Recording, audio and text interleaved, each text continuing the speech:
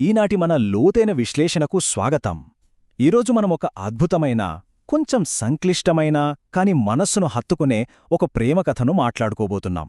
అదే ఆండ్రీ నెఫెనెగర్ రాసిన అద్భుతమైన నవల ద టైమ్ ట్రావెలర్స్ వైఫ్. ప్రేమ, కాలం, ఇంకా అసలు మన చేతుల్లోనే లేని కొన్ని విచిత్ర పరిస్థితుల మధ్య నలిగిపోయే రెండు హృదయాల కథ ఇది. సరే, నేరుగా కథలోకి వెళ్ళిపోదాం. అతను వస్తున్నాడు, నేనిక్కడున్నాను. ఈ ఒక్క మాట వింటే చాలు, ఈ నవలలో ఆ నిరీక్షణ ఎంత బరువుగా ఉంటుందో ఇట్టే అర్థమైపోతుంది.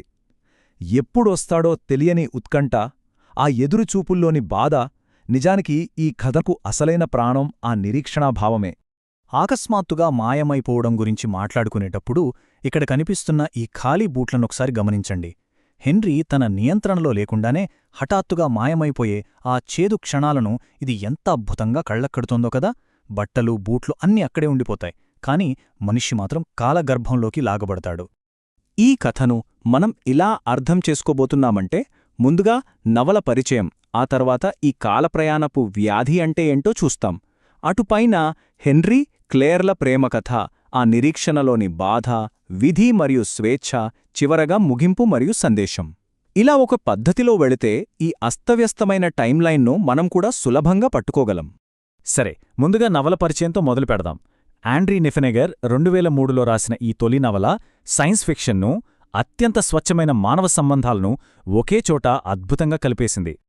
ఇందులో నిజంగా ఆసక్తికరమైన విషయం ఒకటుందండి.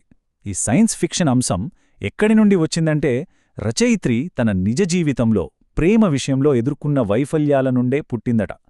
హెన్రీ మరియు క్లేర్ ఇద్దరి కోణాల నుండి. అంటే ఫస్ట్ పర్సన్లో చెప్పబడిన ఈ కథ బంధాలలో ఉండే అభద్రతాభావాన్ని, ఆ దూరాన్ని చాలా సున్నితంగా వివరిస్తుంది.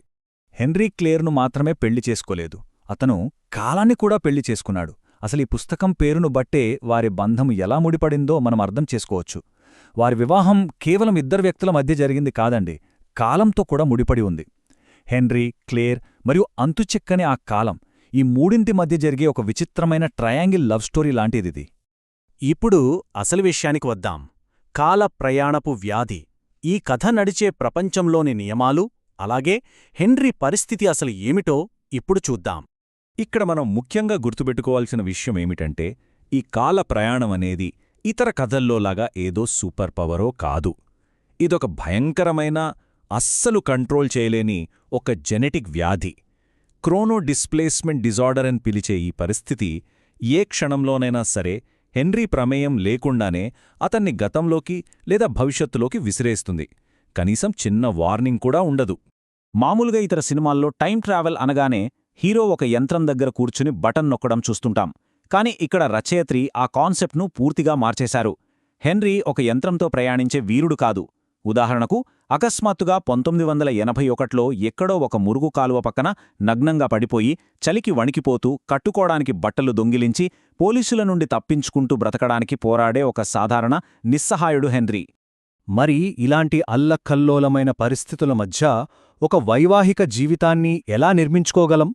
హెన్రీ, క్లేర్ల ప్రేమకథ అనే తర్వాటి విభాగంలోకి వెళ్ళి, క్లేర్ జీవితకాలాన్ని ఆధారంగా చేసుకుని దీన్ని అర్థం చేసుకుందాం. ఈ కాలనిర్ణయ పట్టికలోని నంబర్ చూస్తే ఆశ్చర్యం వేస్తుంది కదూ. క్లేర్కి 6 ఏళ్ల వయసున్నప్పుడు నుండే హెన్రీ తెలుసు. కాని హెన్రీ ఆమెను తన జీవితంలో మొదటిసారి కలిసేసరికి అతనికి 28 ఏళ్ళు, ఆమెకు 20 ఏళ్ళు. అంటే అతనికి ఆమె ఎవరో తెలిసే సమయానికే ఆమె అతని కోసం ఒక జీవితకాలంపాటు ఎదురుచూస్తూ కూర్చుందన్నమాట. అసాధ్యమైన లెక్క ఇదే. ఈ కథను చదువుతున్నప్పుడు మనం కన్ఫ్యూజ్ అవ్వకుండా ఉండటానికి రచయిత్రి ఒక అద్భుతమైన ట్రిక్ ప్లే చేశారు. అదేంటంటే, క్లేర్ యొక్క జీవితకాలాన్ని ఒక క్రమపద్ధతిలో చెప్పడం. ఒకవైపు భవిష్యత్తు నుండి హఠాత్తుగా వచ్చే ఒక వ్యక్తి కోసం ఎదురుచూస్తూ ఆమె పెరిగి పెద్దవడం, ప్రేమలో పడటం మనం గమనించవచ్చు. హెన్రీ టైమ్లైన్ అస్తవ్యస్తంగా ఉన్నా, క్లేర్ జీవితం మాత్రం ఎంతో క్రమబద్ధంగా, అంతులేని నిరీక్షణతో సాగుతుంది. ఇకపోతే నిరీక్షణలో ఉన్న బాధ. నవలలోని అత్యంత ఉద్వేగభరితమైన భాగం ఇదే. ఆ ఎదురుచూపుల వెనుక ఉన్న ఊపిరి సలపని వేదన ఏమిటో ఇప్పుడు చూద్దాం. ఇక్కడ వారిద్దరి పరిస్థితులను కొంచెం జాగ్రత్తగా గమనిస్తే, హెన్రీ కాలంలో ప్రయాణిస్తూ కొత్త ప్రదేశాలలో పడిపోయి భౌతికంగా నరకం అనుభవిస్తుంటే, అతడు వెళ్ళిపోయాక ఏకాంతంగా మిగిలిపోయిన క్లేర్ మానసికంగా అంతకంటే ఎక్కువ బాధను అనుభవిస్తోంది. నేను ఒంటరిగా నిద్రపోతాను, ఒంటరిగానే నిద్రలేస్తాను అన్న ఆమె మాటలు ఆ వేచి చూడటంలో ఉన్న నిస్సహాయతను, బరువును మనకు చెప్తాయి. మిగిలిపోయిన వారిగా ఉండటం చాలా కష్టం. ఈ వాక్యం చూడండి. తన కళ్ల ముందే క్షణాలు గ్లాసు ముక్కల్లా పేర్చబడి ఉన్నట్లు అనిపిస్తుండగా, తన ప్రమేయం లేకుండానే మాయమైపోతున్న భర్త కోసం నిస్సహాయంగా ఎదురుచూడటం ఎంత కష్టమో ఇది వివరిస్తుంది. హెన్రీ ప్రయాణిస్తుంటాడు, కాని క్లేర్ ఒంటరిగా ఇక్కడే ఉండిపోతుంది. అసలు ఈ సైన్స్ ఫిక్షన్ కథ మనకు ఎందుకు ఇంతగా కనెక్ట్ అవుతుందంటే, మన చేతుల్లో లేని పరిస్థితుల వల్ల మనకు ఇష్టమైన వారు దూరమైనప్పుడు కలిగే ఆ మానసిక వేదన నిజ జీవితానికి చాలా దగ్గరగా ఉంటుంది. ఆ ఒంటరితనం, ఉద్యోగం, పిల్లలు అంటూ ఒక సాధారణ జీవితాన్ని గడపడానికి పడే ఆరాటం, ఇవన్నీ మనందరికీ ఎంతో పరిచయమున్న భావోద్వేగాలే కదా.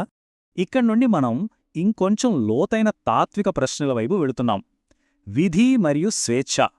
ఒకవేళ మన భవిష్యత్తు మనకు ముందే తెలిస్తే, దాన్ని మార్చే శక్తి నిజంగా మనకు ఉంటుందా?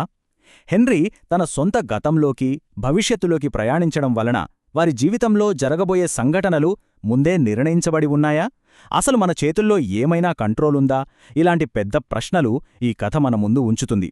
ఈ నాన్ లీనియర్ ప్రయాణాలు హెన్రీ మరియు క్లేర్లను ఒక చేదు నిజాన్ని ఎదుర్కొనేలా చేస్తాయి.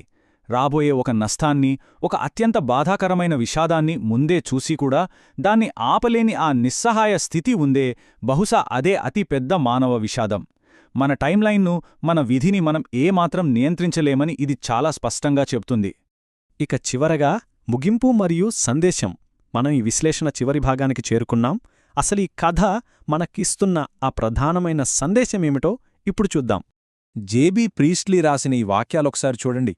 గడియారంలోని సమయం మన బ్యాంక్ మేనేజర్ లేదా ట్యాక్స్ కలెక్టర్ లాంటిది, కానీ మన అంతర్గత సమయం మన జీవిత భాగస్వామిలాంటిది. నిజానికి సరిగ్గా ఈ మాటలే నవల టైటిల్కి స్ఫూర్తినిచ్చాయి. బయటి ప్రపంచంలో పరుగులు తీసే సమయానికి మన లోపలి సున్నితమైన భావోద్వేగాలకు మధ్యున్న ఒక పెద్ద సంఘర్షణను ఈ కోట్ అద్భుతంగా పట్టుకుంది. ఎంతటి భయంకరమైన నష్టం ఎదురైనా, కాలం ఎంత క్రూరంగా వ్యవహరించినా సరే, ఉన్న ఆ కొద్దిపాటి వర్తమాన కాలాన్ని ఎంతో ప్రేమతో గడపడంలోనే, వారి బంధంలోనే అసలైన మ్యాజిక్ దాగి ఉంది. బయట ఎన్ని పరిమితులున్నా, కాలం వాళ్లను విడదీసినా, వారి అంతులేని ప్రేమ ఆ పరిమితులను జయించిందనేదే ఈ అద్భుతమైన కథలోని సారాంశం. ముగించే ముందు మీకందరికీ నాదొక చిన్న ప్రశ్న. మన జీవితాల్లో కూడా ఈ నిరీక్షణ పాత్ర ఎంత? మన సంబంధాలను, వాటి ప్రయాణాన్ని కంట్రోల్ చేసే స్వేచ్ఛ నిజంగా మన చేతుల్లో ఎంతవరకు ఉంది? దీని గురించి ఒక్కసారి ఆలోచించండి. ఈ అద్భుతమైన నవలకు సంబంధించిన ఈనాటి మన లోతైన విశ్లేషణను విన్నందుకు ధన్యవాదాలు. మరో ఆసక్తికరమైన అంశంతో మళ్ళీ కలుద్దాం.